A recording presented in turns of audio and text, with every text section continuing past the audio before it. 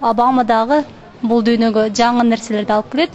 Эми дегенден өзү деле жаш президент, биринчиден, экинчиден Американын тарыхында бул биринчи жолу афроамерикан адам президент болушу.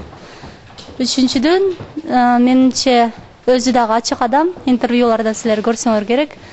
Ошон үчүн бүт мамлекеттер Америкага дагы, Америка башка мамлекеттерге дагы жардамы көп болот дейм. Экономика боюнча өзгөрүшү мүмкүн.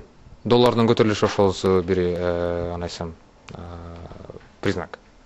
Бир четтен бирок президенттин жумушу, жана өздөрү максаттарына жетишкендигин 1 жылдан кийин, 2 жылдан кийин көрсөк болот.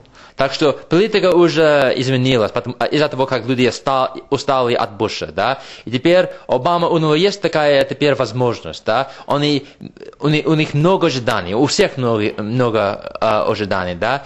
И не знаю, это и хорошо, и плохо, потому что если люди не терпятся, да, не терпят, потом он быстро может тоже стать таким непопулярным президентом, да. Ему надо дальше смотреть, да. Ему надо, если он хочет все реально изменить, и если он хочет, чтобы у Америки получилось, да, все такие ожидания, да, чем он не должен смотреть на Буша. Американ жаңы президенти Барак Обама көп эле өзгөрүүчүлөр болушу мүмкүн эмес. Анткени деген ага чейин президент Буш бүт баардык эмелердин баарын жасады, саясатынчы.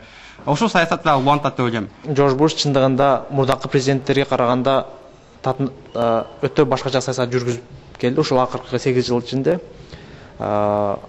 тактап айтканда Билл Клинтон убагындагы саясатка караганда Джордж Буштун саясаты өтө башкача болду.